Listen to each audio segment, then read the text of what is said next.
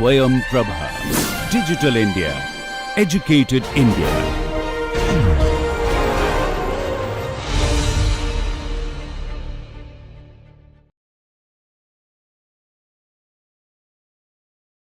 We have already seen that most polymers display the viscoelastic behavior. So, in this course we will be limiting ourselves to only the linear viscoelastic models. So, there are two different approaches to analyze the stress and strain. One is using the differential equations and the other is using the integral equations. So, we will be looking at both of them first by looking at the differential equations, and later we will also look at the integral form of solving these stresses and strains. But today's video will take a detour, in the sense like we will first focus on the mathematical preliminaries which are required. We will focus on the mathematical preliminaries which are required for us to help develop these equations for the stress strain relations and as well as to solve those equations. So, in today's lecture we will look at unit step functions. Unit step functions are something which we have already seen when we discussed about creep loading as well as the relaxation test.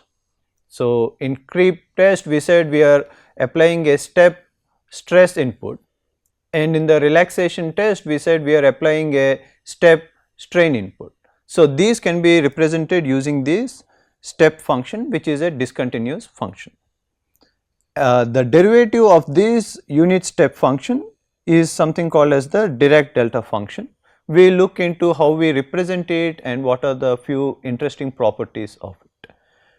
Later, when we develop our differential equations, it is more convenient to solve them if we transform it into the Laplace domain.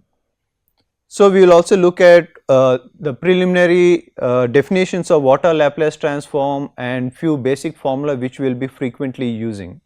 So, bear in mind we are not trying to explain all the details here, but it is basically a recap if you have already have seen these, or else it is a quick introduction to these topics. It is suggested that one has to go back to a mathematics book and read or practice a little more, so that you are more comfortable with these mathematics. Okay. So, now let us start with the unit step function. The other name to the unit step function is Heaviside function, and it is represented with h. H of t, meaning t is a function of time and h is represents the Heaviside function. But now let us look at how it is represented. So, on the x axis is time, which we represent using t, and on the y axis is h t, right. So, we said the way to represent it is through a step function occurring at time t equal to 0. So, let us choose another color to represent that, something like that. So, at times less than t equal to 0, the function value will be 0, but at time t equal to 0, it suddenly increases to unit, and then after time t equal to 0, it again remains constant at the value 1. Okay. So, the way we write this in equation form is h of t, we will say it is equals to 1, we will start with 0 when the time is less than 0, and it is 1 when the time is greater than or equal to 0. So, it can take two values depending on what is the time we are looking at. But it is not necessary that this step is always at time t equals to 0. We can also have a step when it is, let us say, at an arbitrary time.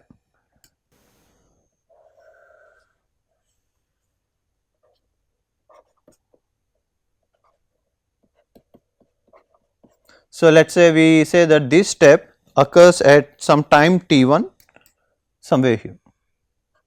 So, which means Before this time t1 the response is 0, but at time t1 it suddenly increases to unit, and after time t1 it remains constant. So, we are talking about time t1 and here it is time 0 and this value is 1. So, how do we write it now? So, with this we represent as h of t minus t1. The value is 0 when the time is less than t1 and it is 1 when the time is greater than or equal to t1. Okay. So, now let us look at previously we discussed about the creep loading as well as the relaxation loading. Let us see how we can use this Heaviside function to represent those loads. First let us discuss about creep load.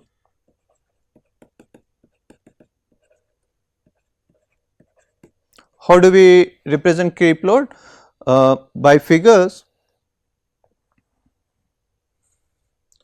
The x axis is time t and the y axis is the loading or the input for the creep is the stress. So, we say the loading is constant at time t equal to 0, we have this load applied which is sigma naught. So, how can we represent this? Using the Heaviside function we can now say the stress applied sigma t is sigma naught times h of t. H of t or the Heaviside function takes care of the discontinuity at time t equal to 0 and this sigma naught takes care of the amplitude of this loading. Okay. I could as well say that this creep loading happens not at time t equal to 0, but at a later time, let us say t1. So, let us say at time t1 we say we apply this creep load. So, then there is a instantaneous increase in the load from 0 value to sigma naught and then it remains constant.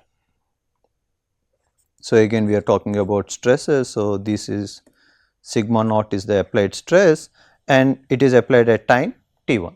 So, how do we represent this load? We represent it as sigma of stresses at time t is sigma naught times h of t minus t1. T minus t1, h of t minus t1 takes care of the step function occurring at time t1 and sigma naught takes care of the amplitude. So, similarly let us also look at relaxation load.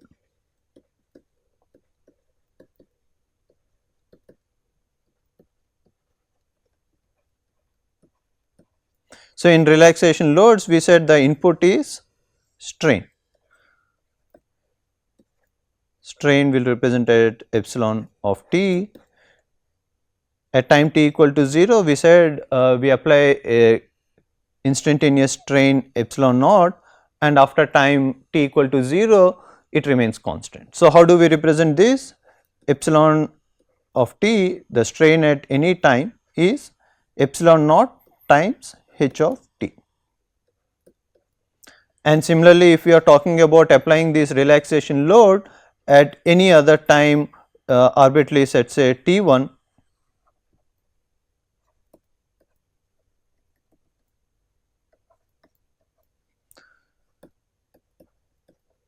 so now we can write the input load epsilon of t is epsilon naught times h of t minus t1. Okay. So, now we have seen what are the definitions of this unit step function or the Heaviside function and how we can use it to study or represent the creep loading or the relaxation loading. So, before we move on, let us also discuss about what happens in the proximity of time t equal to 0 for the unit step function. So, in other words, I am interested to know what happens if the time is slightly left to 0, means it is not exactly at time t equal to 0, but slightly infinitesimally to the left of time t equal to 0. What will that value be? that value will be 0 because we are still yet to come to this step. And what is the Heaviside function value for just to the right of this time t equal to 0. So, we are talking about just infinitesimally increment in the time from time t equal to 0, that is when we have this value as 1. So, it is important to note this 0, minus and plus represents whether we are to the slightly left or slightly right to the time we are looking at. Okay. But let us also look at how can Heaviside function be used not just with step functions, but some arbitrary functions. So, let us say we have a sinusoidal wave. So, let us say the x axis is the time and the y axis is the function f of t. It could be any function. For example, now I am taking a sinusoidal wave.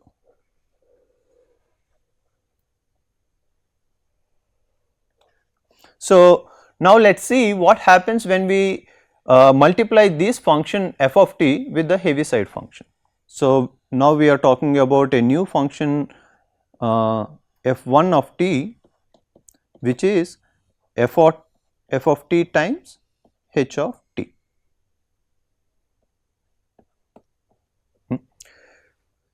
So, now let us see. So, the x axis is time and now the y axis we are plotting this new function f1 of t. Since we multiply this function with the Heaviside, what happens when time is less than 0? The response is 0 because h of t values is 0, 0 multiplied by any function will anyway give 0.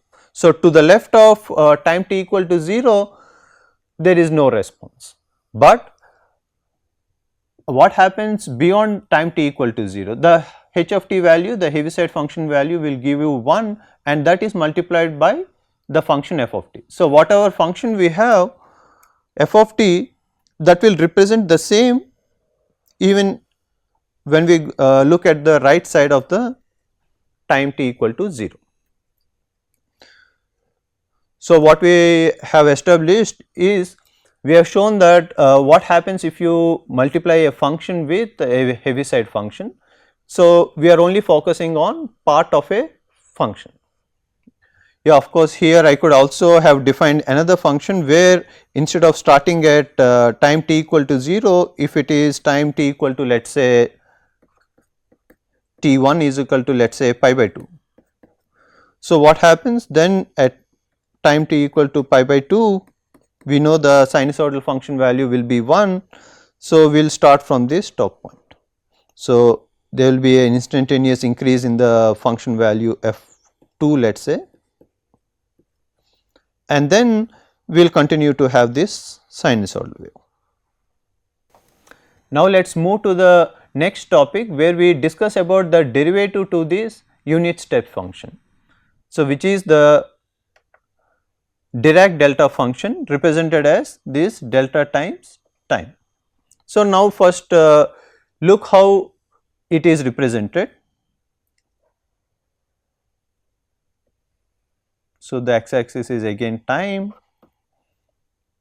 and the y axis is this delta of t, which is the Dirac delta function. And we already defined this as derivative of the Heaviside function.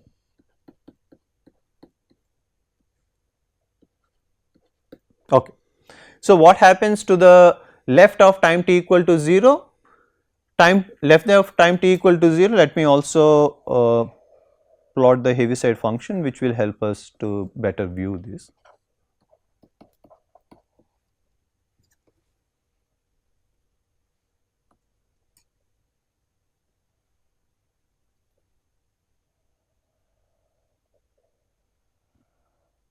Okay. So, this is how the Heaviside function is. So, to the left of time t equal to 0, we have seen that the Heaviside function value does not change. So, even in the Dirac delta function the value will remain at 0. Okay. Now, let us focus on what happens when time is greater than time t equals to 0. We see that the value remains, Heaviside function value remains at 1, which means again the slope is 0.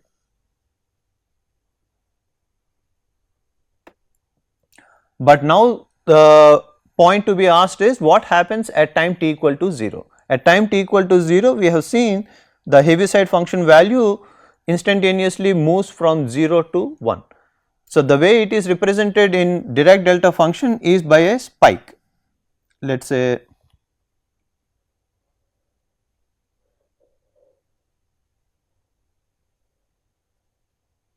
okay. So, let us say this small window is defined by some epsilon.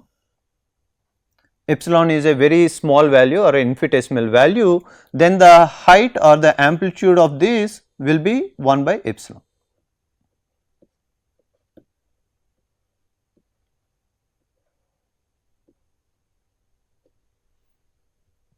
So, what happens when this infinitesimal value epsilon approaches 0? When this epsilon approaches 0, then 1 by epsilon will approach infinity, which means the way to write this function is it approaches infinity when time t equal to 0 and it is 0 when time is not equal to 0. So, this is the definition of the Dirac delta function, saying that it is infinite at time t equal to 0 when the Heaviside function load changes from 0 to 1, but every other instant the Dirac delta function takes a value of 0. So, it has another interesting property saying what is the area under this curve. So, or in other words, what is the value of the integral of Dirac delta function times dt going from minus infinity to plus infinity.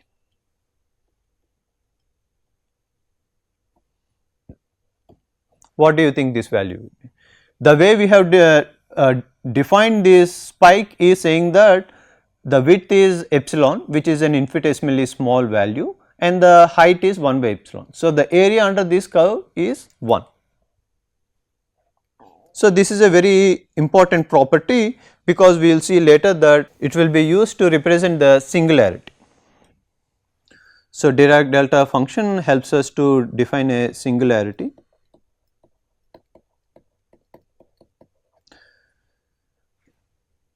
And we have seen that the integral or the area under this curve is unit. So, similarly we can now define what happens when we are talking about at arbitrary time t1 we have this value going to infinity. So, we are now talking about Dirac delta function of t minus t1. So, it will be derivative of the Heaviside function h of t minus t1 with respect to time.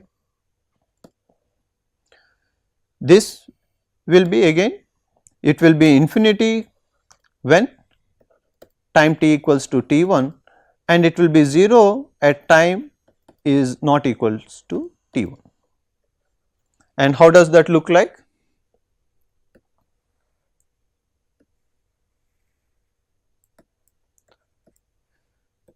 This is this Dirac delta function delta of t, we are talking about time t1.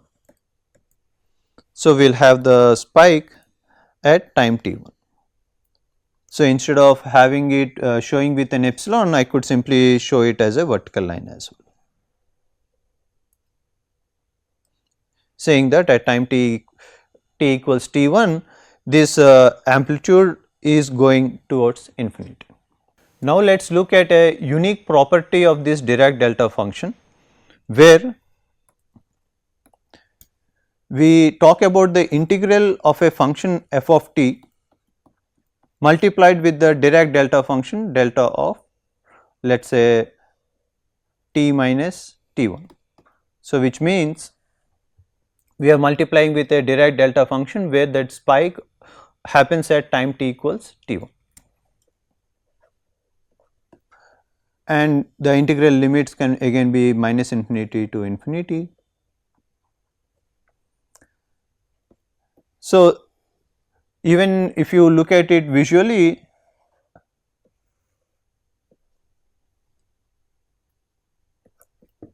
so let us say on the y axis we will first show the Dirac delta function with a spike at t1, and let us also show an arbitrary function f of t. So, let us say we are talking about an arbitrary function, and then we also define this Dirac delta function. Okay. So, what will happen at times other than t1? So, at times other than t1, our Dirac delta function will give a value of 0. So, 0 multiplied by any function value will anyway be 0. So, it does not come into this integral. What comes into the integral is what happens when time t equals to t1. At time t equals t1, we have a function value of f of t1, and since we are talking about the integral, we know when we have the Dirac delta function value at the integral, the area under that curve is 1. So, it is multiplied by 1, or in effectively what we get is the function value at time t1. This is called the shifting property.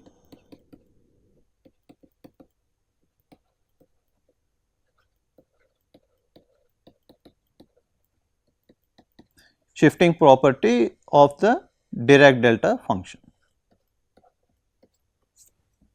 Okay, we will see later where we will use this to solve some of the equations.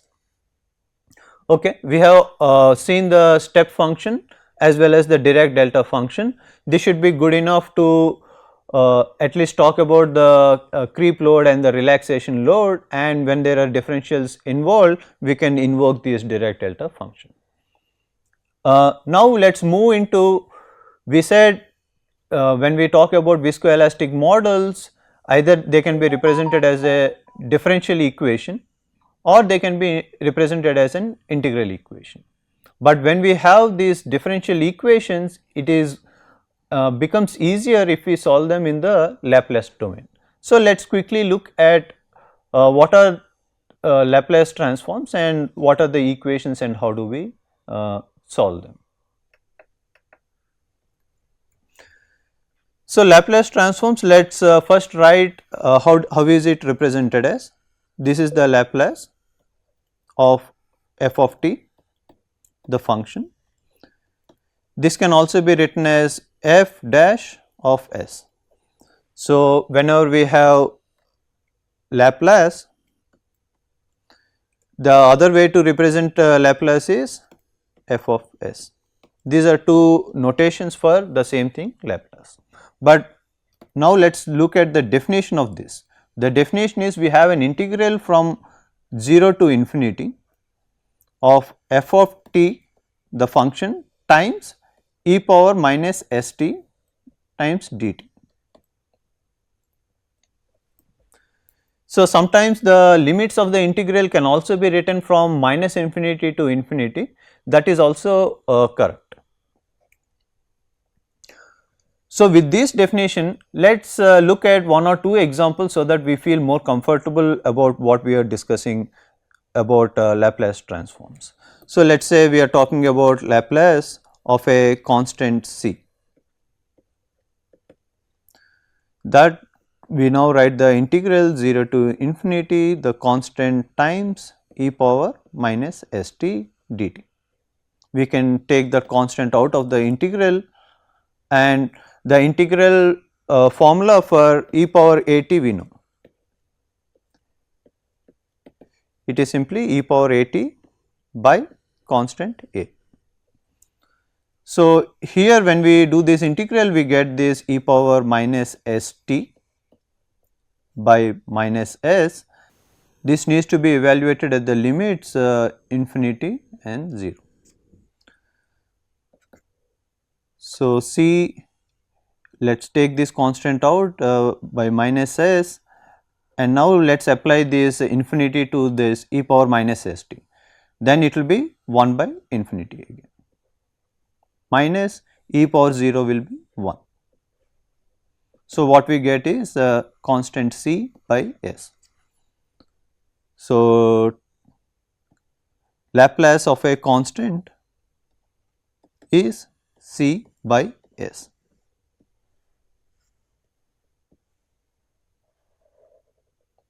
Similarly, let us look at another example.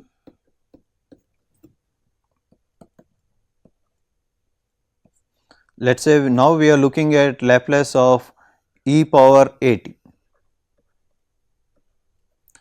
So, let us apply this integral formula, then we can write it as integral going from 0 to infinity, the function is e power at times e power minus st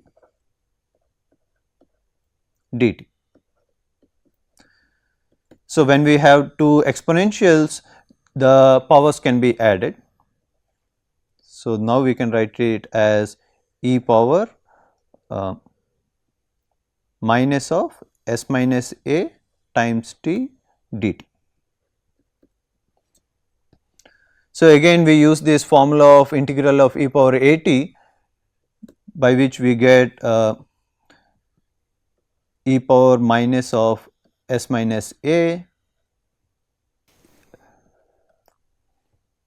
The constant now is minus of s minus a, and the limits are from 0 to infinity.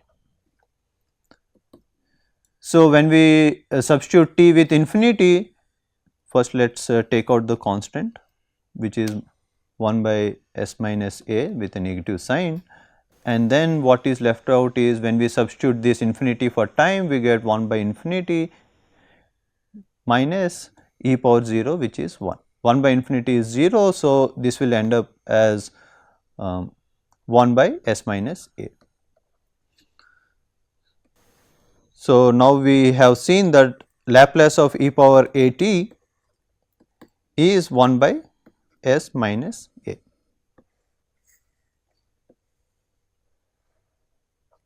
These are just two formulas to get us more comfortable with applying these Laplace transforms, but of course you can refer to any standard maths textbook to see the derivations or the formulas for many others.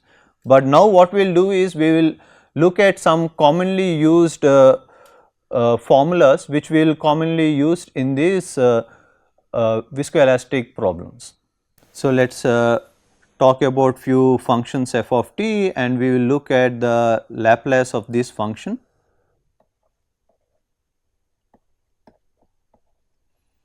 Which is also written as f dash of s. So, we already looked at for constant what we get. For a constant we got it is 1 by s. For function value of t it is 1 by s square. For function value of e power at we got it as 1 by s minus a. Now, if we consider sine of omega t, omega by s square plus omega square. For cos function, the Laplace transform is s by s square plus omega square. Let us also look at the Heaviside and the Dirac delta function. The Laplace function for Heaviside function h of t is 1 by s times e power minus a s, and a should be greater than 0. Laplace transform for Dirac delta function is we do not have this 1 by s like in the previous equations, we simply have e power minus a s, and again a should be greater than 0. So, these are the normal functions, but we will also look at what happens if you are looking at a derivative of a function. So, the Laplace of f dash of t. so which is the first derivative of the function f of t, is given as s times f of s minus f of 0. So, similarly I can also write Laplace for the second derivative, f double dash of t, which is the second derivative of the function f of t, is given as s square times f of s minus s of f of 0 minus double derivative evaluated at time t equal to 0. So, what we see is especially the last two formulas. The last two formulas say if we are considering the Laplace of a derivative, we end up with an algebraic expression, because in the formulas the Laplace transform domain we see algebraic expression and we do not see these derivatives anymore. So, this is helpful because we said the viscoelastic behavior can be represented using differential equations. So, when we take these differential equations and look it in the Laplace domain, these differential equations will transform into algebraic equations. So, once you do the algebra and simplify those equations, then we again do the inverse transform and come back to the time domain.